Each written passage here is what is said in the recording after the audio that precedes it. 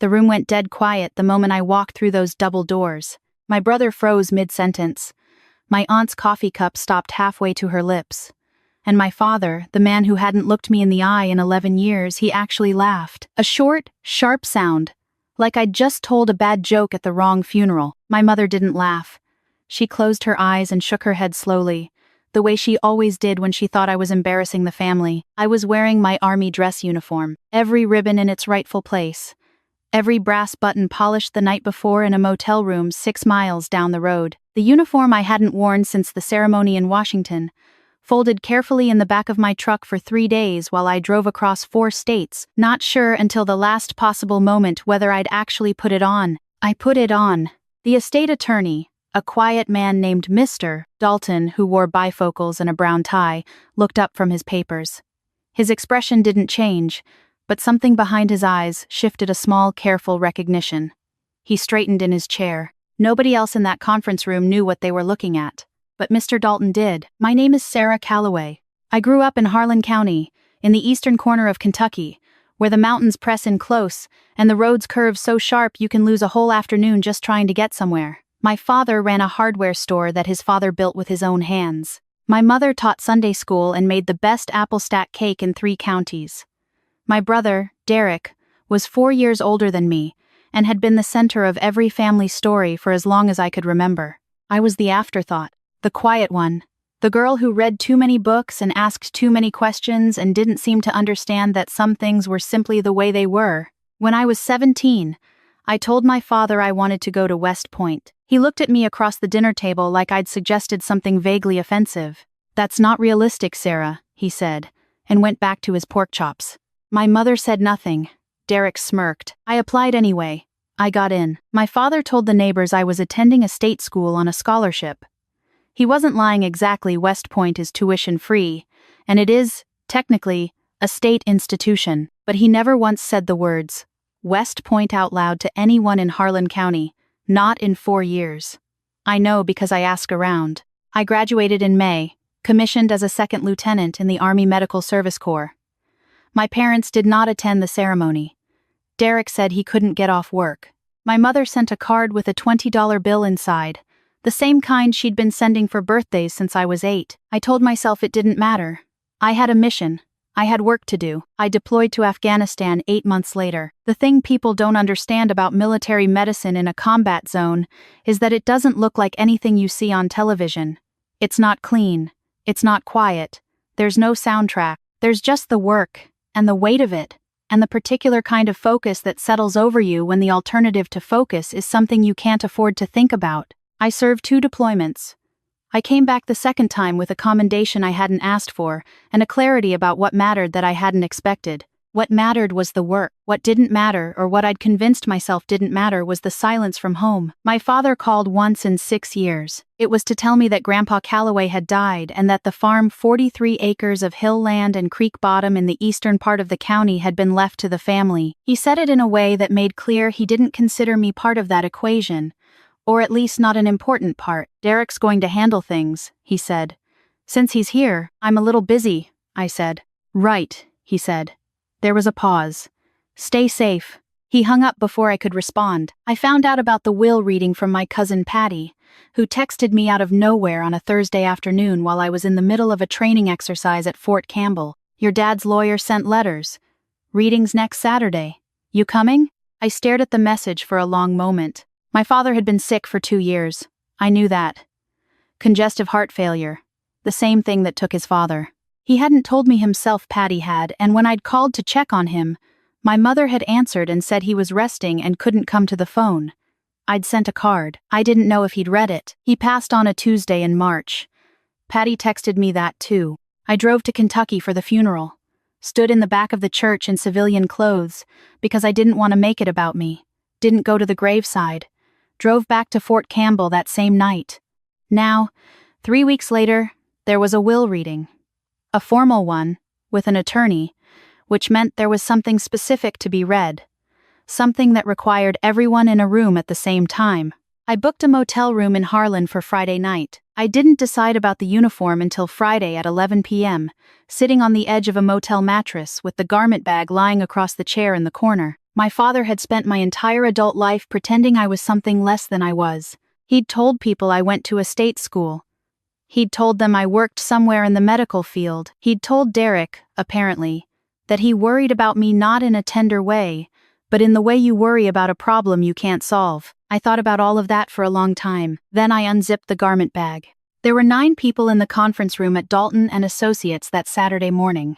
My mother sat at the far end of the table next to Derek, who had already loosened his collar by 9 a.m. Beside him was his wife, Renee, who had strong opinions about most things and shared all of them. My Aunt Carol was there, and her husband Bill, who had driven in from Corbin. 2 of my father's cousins I barely recognized, and Mr. Dalton himself, in his bifocals and his brown tie. Then me. I came in 30 seconds before the hour. I remember the sound of my own shoes on the hardwood floor, the particular click of the heel that the dress uniform produces, sharp and deliberate.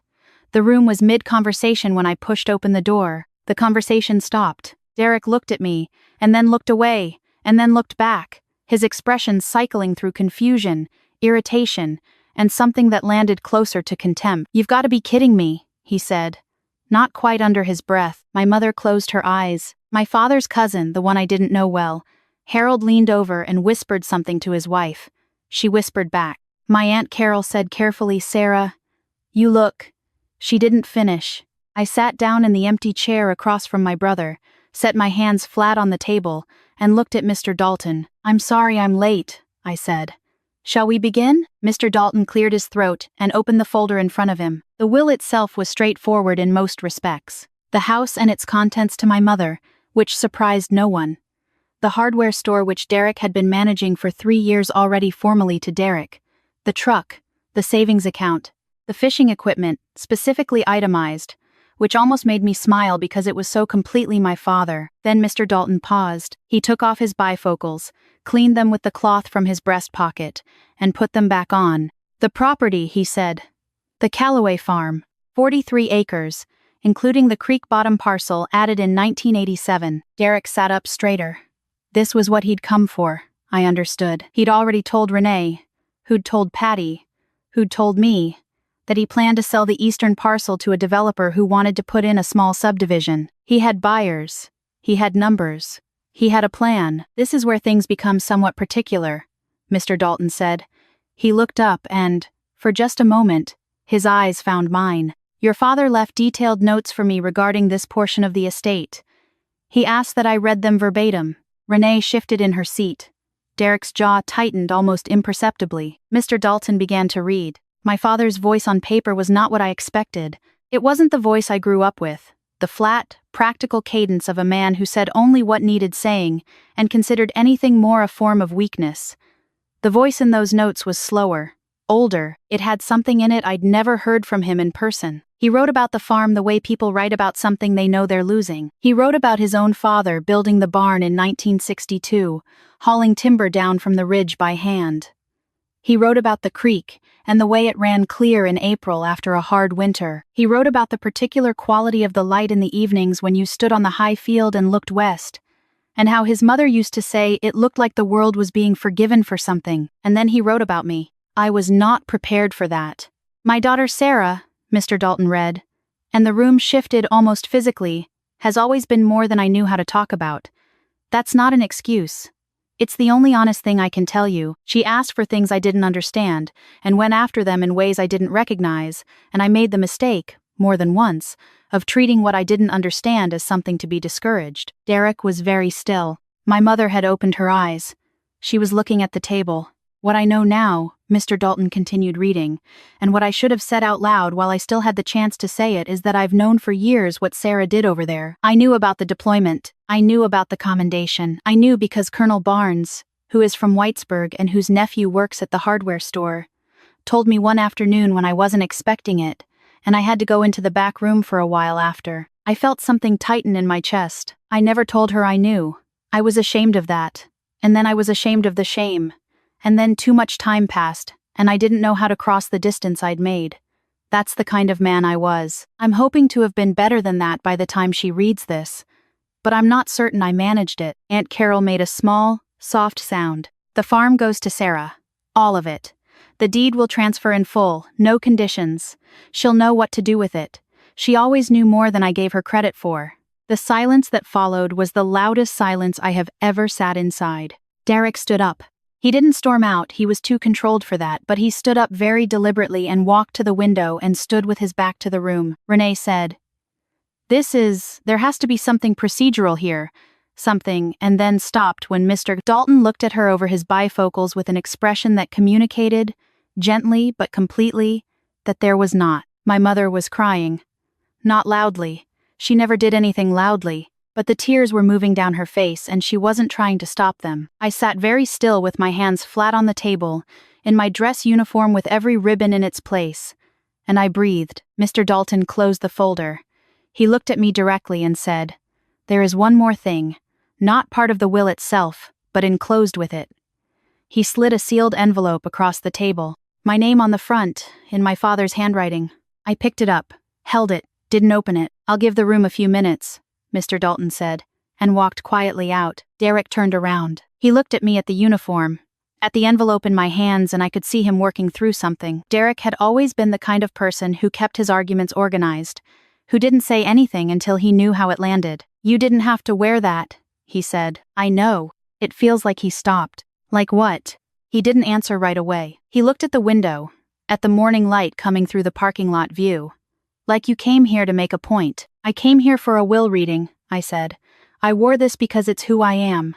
I spent a long time not saying that in this family. I'm done not saying it." His jaw worked. "Dad gave you 43 acres. He did. I've been running that store for 3 years. I've been here. I'm the one who..." He stopped again. I waited. "I'm the one who was here," he said, more quietly. "I know you were," I said. "And I know that mattered." "It did matter, Derek. That's not nothing." I set the envelope down on the table in front of me, but I wasn't gone because I didn't care. I was gone because I had a job to do, and apparently Dad understood that, even when he didn't know how to say it. Derek looked at me for a long moment. Something moved through his expression that I hadn't seen there before. Not concession exactly, but the thing that comes just before concession when someone is too honest to keep arguing. He sat back down. "My mother came to me before I left the building. She waited until the others had filed out, until it was just the two of us in the conference room with the empty coffee cups and the morning light. She was still crying a little, or had been recently. I didn't know he wrote all of that," she said. "He didn't tell me." "I know, Mom. He didn't know how to," she pressed her lips together. "He was proud of you. He didn't know how to say it when it would have meant something." I looked at her. My mother, who had sent birthday cards with $20 bills, who had shaken her head when I walked into the room, who had been silent so many times when silence was the wrong answer. She was also the woman who drove 6 hours in a snowstorm when I had my appendix out the week before I deployed, and sat in the hospital waiting room for 9 hours, and was there when I woke up. She didn't tell me she'd come until I asked how she got there so fast. She said she'd been in the area. She had not been in the area. "I know, Mom," I said again. She reached out and touched the sleeve of the uniform, tentatively, the way you touch something fragile. "Colonel Barnes told him about the ceremony," she said. "The one in Washington. He watched it on YouTube. He watched it 11 times. I counted. I didn't trust my voice for a moment. "He didn't know I knew he watched it," she said. "He'd wait until I was in bed. But I knew." I drove out to the farm that afternoon. The house had been empty since my father went into the hospital 8 months ago, and you could feel it, that particular stillness of a place where someone used to live. The grass had come in thick along the fence line. The barn needed paint, and the front porch had a board that gave slightly underfoot. But the bones of it were solid. The bones of it were fine. I walked the fence line along the east pasture. The creek was running clear and fast with the April snowmelt, exactly the way my father had described it, the water moving over the limestone shelf with a sound that was somehow both ancient and immediate. I stood on the high field as the afternoon light began its western lean, and I understood what he meant about the particular quality of it. The way it came in low and golden, and turned the whole ridge into something that looked like it had been forgiven. I stood there for a long time. The letter was in my jacket pocket. I'd read it twice in the truck before I could drive. It was 3 paragraphs. It said, essentially, what the will notes had said, but in a quieter voice, a nighttime voice, The kind of voice you use when you're writing something you're not certain you'll ever say out loud. He said he was sorry it took him so long to understand that loving someone and knowing how to show it were not the same thing. He said he hoped I'd found people who were better at it than he was. He said he hoped the farm felt like something that was always supposed to be mine. He signed it, Dad. Not love, Dad. Not sincerely. Just Dad. That was the most him thing I'd ever read. I didn't decide right away what to do with the land. I knew Derek would want to talk about it, and I was willing to have that conversation. Not because I owed him the east parcel, but because he was my brother, and because my father had understood something in those last months, that I wanted to honor the idea that family was worth the effort of crossing distances, even ones you made yourself. I called him that evening from the porch of the farmhouse. I'm not selling the east parcel, I told him. A pause. Okay, but I'm also not going to hold on to all of it by myself. I think we should talk about what makes sense. Another pause. Longer. Yeah, he said finally. Okay, yeah. That was as close to a truce as the Calloway family had ever managed. And honestly, it felt like enough. I spent 3 days at the farm before I drove back to Fort Campbell. I fixed the porch board. I cleared the brush from the south fence line. I found, in the back of the barn, my grandfather's hand tools hanging on their original pegs, a draw knife, a spoke shave, a set of hand planes in a wooden case, and I stood there with the barn smell around me and understood that some things are passed down without anyone intending to pass them. On the last morning, I made coffee in the old percolator and sat on the porch in the early quiet and watched the mist come off the creek down below and thought about my father watching a YouTube video 11 times in the dark. I thought about all the ways we fail to say the things that need saying, all the distances we build and then find ourselves standing on one side of, looking across at the people we should have crossed toward years ago. I thought about the 11 times. The uniform was folded in the garment bag in the back of my truck. I'd wear it again someday, at the right occasion, without apology. I'd learned or maybe relearned that there was nothing to apologize for. Not for West Point. Not for Afghanistan. Not for doing the work and becoming, quietly and without anyone's permission, exactly the person I had intended to be. My father hadn't been able to cross the distance he'd made while he was living, but he'd left me a letter. He'd left me 43 acres of hill land in Creek Bottom, and April light. It wasn't everything, but it was something. I finished the coffee. I rinsed the cup. I locked the farmhouse door and drove back down the mountain road, past the hardware store that now had Derek's name on the insurance, past the church where my mother still taught Sunday school, out through the narrow valley where the mountains press in close, and the morning comes late and the world sometimes looks, in a certain light, like it's being forgiven for something. I had a lot of road ahead of me. I drove,